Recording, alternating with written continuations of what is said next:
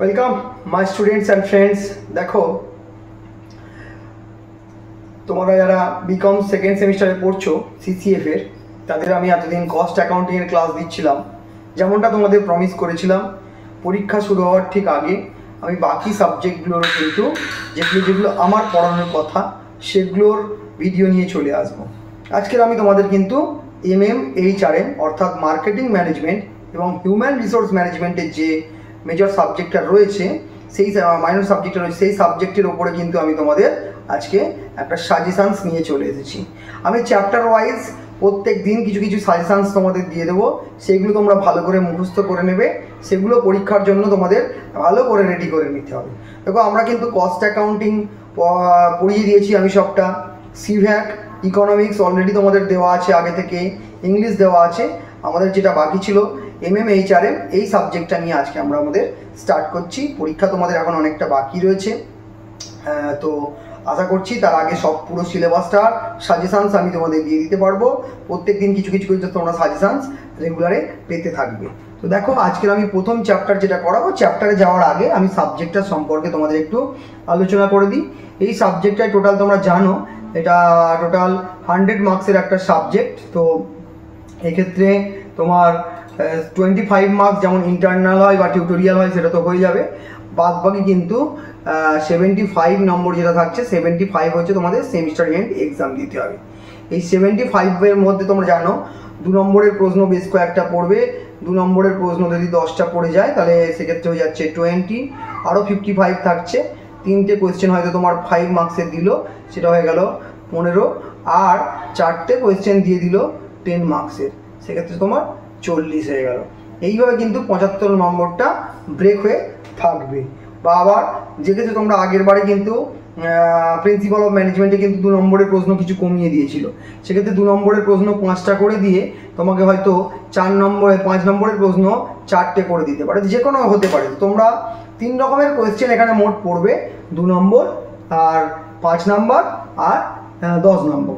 তো ডেসক্রিপটিভ কোয়েশ্চেনগুলো তোমাদের ভালো করে মুখস্থ করতে হবে, আর 2 নম্বরের কোয়েশ্চেনগুলো তোমাদের কনসেপচুয়ালি থাকবে। প্রথমে বলে রাখি, এই হিউম্যান রিসোর্স ম্যানেজমেন্ট আর মার্কেটিং ম্যানেজমেন্ট এটা কিন্তু দুটো পার্টে ভাগ করা হয়েছে। হিউম্যান রিসোর্স ম্যানেজমেন্ট একটা আর মার্কেটিং ম্যানেজমেন্ট একটা। হিউম্যান রিসোর্স ম্যানেজমেন্টের জন্য রয়েছে 50 মার্কস, আর মার্কেটিং ম্যানেজমেন্টের জন্য রয়েছে আরও 50 মার্কস। তো এই দুটো মিলিয়ে টোটাল 100 মার্কস চলে আসছে। এখানে আমরা প্রথমে আজকে স্টার্ট করব আমাদের বইতে যেমন আছে, এই ইবুকে যেরকমটা রয়েছে, হিউম্যান রিসোর্স ম্যানেজমেন্ট থেকে আমরা কিন্তু আজকে আমাদের পড়ালেখা স্টার্ট করব। তো দেখো, তোমাদের একটা গুড নিউজ দিই, তোমরা আমাদের পাশে ছিলে তাই আমাদের কিন্তু চ্যানেলটা 1K সাবস্ক্রাইব হয়ে গেছে, 1000 সাবস্ক্রাইবার হয়ে গেছে। আশা করছি ভবিষ্যতে কিন্তু আমরা আরও অনেক দূর এগিয়ে যাব। তোমাদের সাপোর্ট পেলে কিন্তু আমাদের চ্যানেলটা ইমপ্রুভ করবে। তোমাদের যদি মনে হয় তোমাদের আমরা হেল্প করতে পারছি, তাহলে কিন্তু অবশ্যই তোমরা এই ভিডিওগুলো বন্ধুদের মধ্যে শেয়ার করো। এবং আমরা তো তোমাদের সমস্ত রকমের নোটস দেওয়ার চেষ্টা করি, তোমাদের টিউটোরিয়াল থেকে স্টার্ট করে তোমাদের সেমিস্টার এন্ডের এক্সাম থেকে, এবং বিভিন্ন কলেজের টিউটোরিয়ালের কোয়েশ্চেন আলাদা হয়। আমাদের কিন্তু এফোর্টলেসলি আমাদের সমস্ত ব্যাক অফিস স্টাফ এবং আমাদের বাকি টিচাররাও কিন্তু কাজ করে যাচ্ছে। তো সেটাকে একটু যদি তোমরা রেসপেক্ট করো, সেখান থেকে কিন্তু তোমরা এই যে আমাদের চ্যানেলের লিঙ্কটা বন্ধুদের মধ্যে শেয়ার করো, চ্যানেলটা সাবস্ক্রাইব করো, যাতে আমরাও একটু মোটিভেটেড হয়ে আরও ভালো করে তোমাদের পাশে থাকতে পারি। চলো, আজকে আর বেশি কথা বলবো না, আমরা আমাদের ক্লাস স্টার্ট করে দিই। তো দেখো, প্রথমে আজকে যে আছে মানব সম্পদের প্রকৃতি ও পরিধি, প্রথম চ্যাপ্টারটার নাম। এখান থেকে আজকে আমরা আমাদের পড়ালেখা স্টার্ট করব।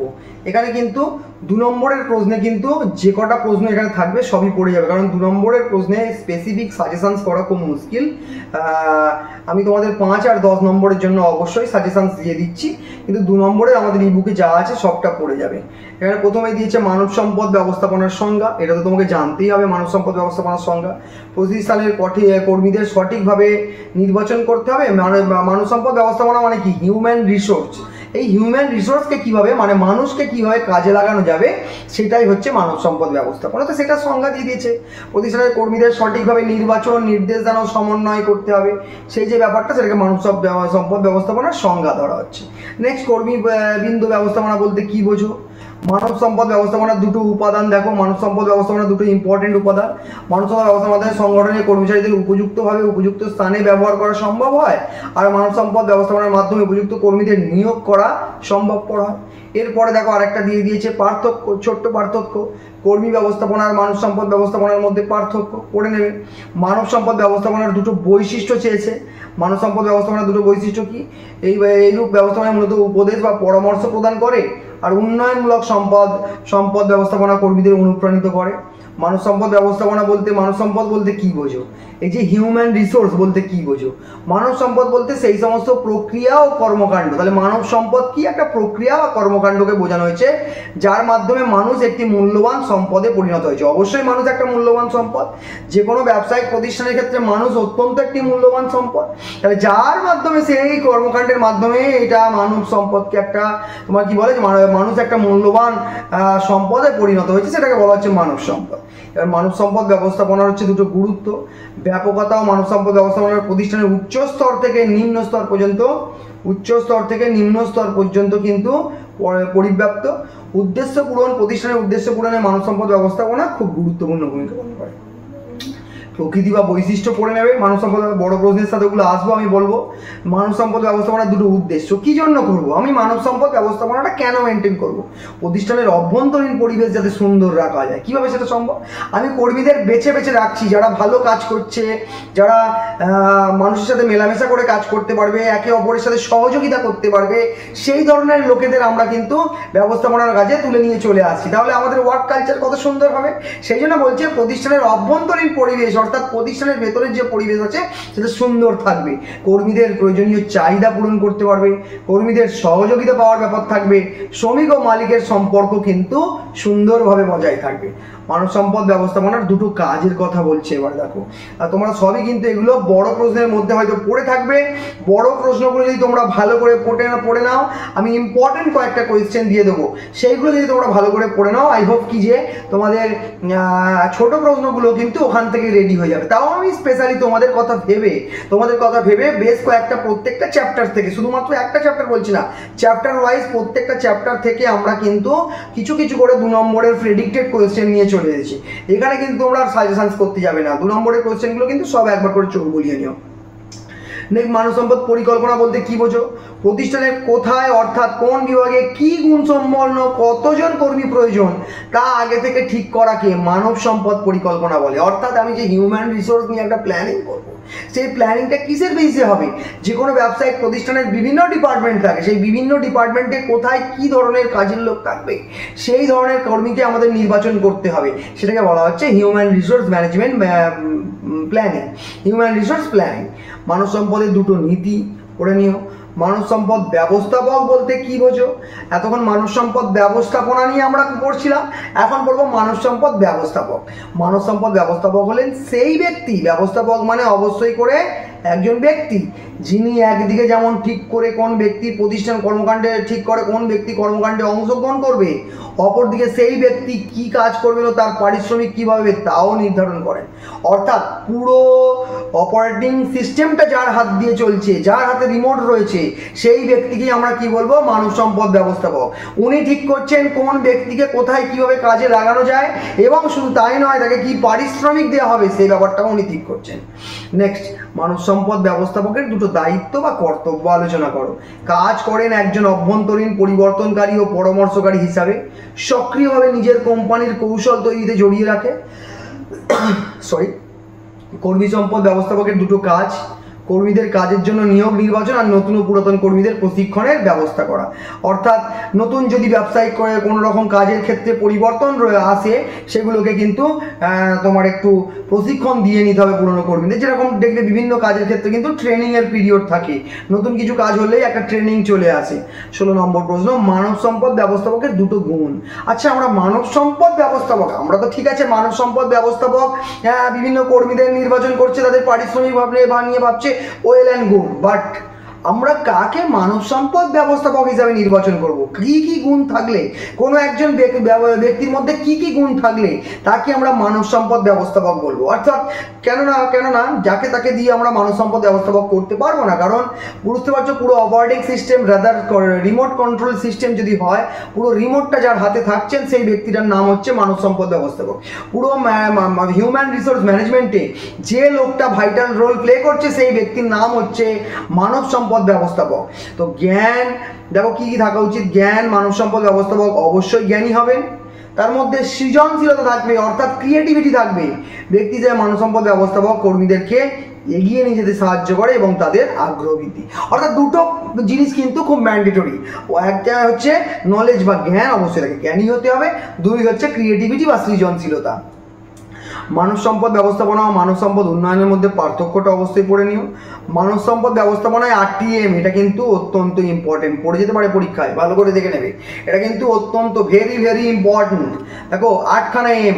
প্রথম এম মেন কর্মী, দ্বিতীয় এম ম্যাটেরিয়াল কাঁচামাল, তৃতীয় এম মেশিনস যন্ত্রপাতি, চতুর্থ এম মানি অর্থাৎ টাকা বা অর্থ, পঞ্চম এম মেথড বা পদ্ধতি, কি পদ্ধতিতে কাজ হবে, আর 6th এম হচ্ছে মোটিভ, কাজের উদ্দেশ্য বা যে জিনিসটা হয় কি মোটিভ আছে। 7 নম্বর হচ্ছে বাজার, কোথায় প্রোডাক্টটা বিক্রি করা হয়, মার্কেট। আর সব শেষে হচ্ছে ম্যানেজমেন্ট। তো মানব সম্পদ ব্যবস্থাপনায় যে 8টা এম ছিল, সেই 8টা এম এর মানে এখানে ইলাবোরেটলি বলা হয়েছে, তোমরা একটু পড়ে নিও। মানব সম্পদ ব্যবস্থাপনার দুটো সমস্যা একটু পড়ে নিও তোমরা। ক্ষমতায়ন বলতে কি বোঝো, পড়ে নিও। ক্ষুদ্রায়ন বলতে কি বোঝো, পড়ে নিও। স্বেচ্ছা অবসর কি, স্বেচ্ছা অবসর তোমরা জানো।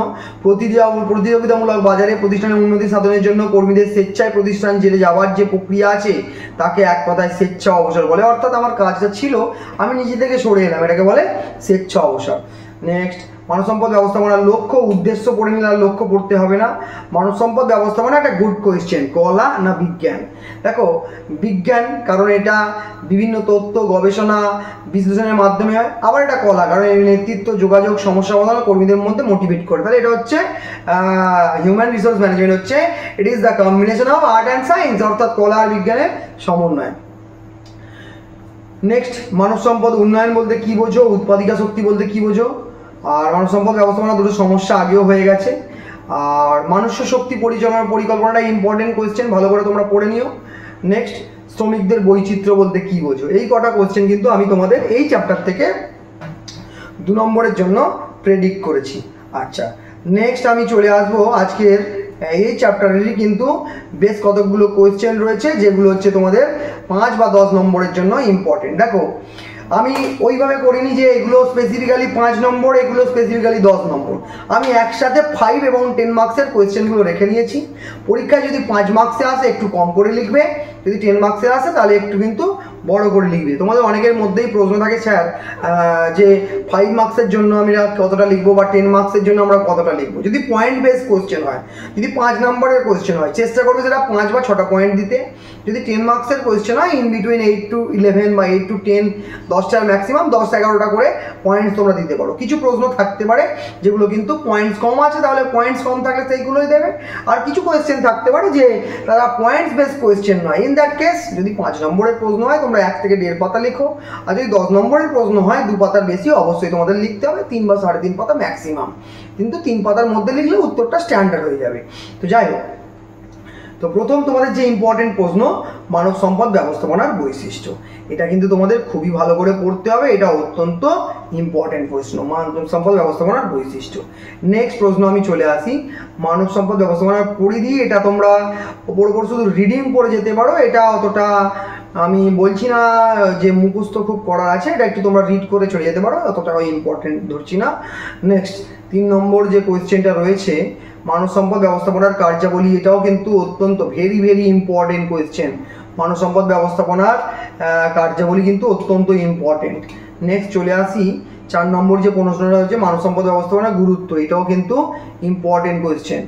নেক্সট আমি চলে আসি তোমাদের কর্মীর সংখ্যা বা শ্রমিকদের বৈচিত্র্য, এটা অতটা ধরছি না। নেক্সট নাম্বার 6, মানব সম্পদ ব্যবস্থাপকের গুণাবলী, এটা অবশ্যই করে তোমরা পড়ে যাবে।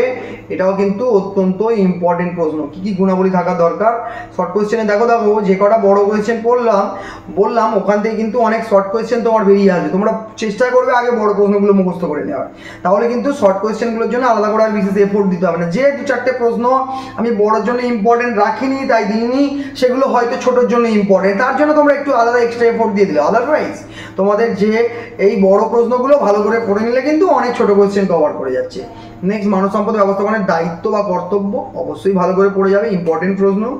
নেক্সট, এই পার্থক্যটা তোমরা দেখে নিও, পার্থক্যটাও পড়ে যেও 8 নম্বর। নেক্সট আমি চলে আসি নেক্সট ইম্পর্টেন্ট প্রশ্ন 10 নম্বরের প্রশ্নটা ক্ষমতায়ন কি, এটা কিন্তু আমি 5 মার্কসের জন্য খুব ইম্পর্টেন্ট বলে মনে করছি, এটা 5 মার্কসের জন্য আসলেও আসতে পারে। নেক্সট, আমাদের চ্যাপ্টারটা প্রায় শেষের দিকে, আর সেরকম বিশেষ কোয়েশ্চেন নেই। তো 13 নম্বর প্রশ্নটা ইম্পর্টেন্ট কি দেখে নিই। 13 নম্বর প্রশ্নটা ফেলে যাচ্ছিলাম।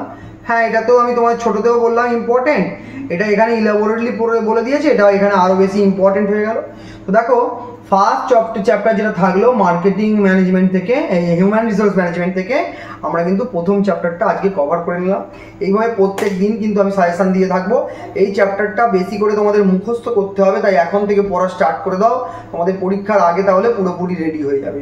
ঠিক আছে, তাহলে আজকের ক্লাস এইটুকুই। আর যেমনটা বললাম, স্টে উইথ আস, আমাদের পাশে থেকো, আমাদের চ্যানেলটাকে আরও এগিয়ে নিয়ে যেতে তোমরা সাহায্য করো, তোমরাই সব, কারণ তোমরা যদি সাহায্য করো তবেই কিন্তু আমরা আরও কাজে মোটিভেটেড হতে পারবো। Thank you so much. ভিডিওটা ভালো লাগলে অবশ্যই লাইক করো এবং কমেন্ট করে জানিও, এবং বন্ধুদের মধ্যে অবশ্যই শেয়ার করো। Thank you so much.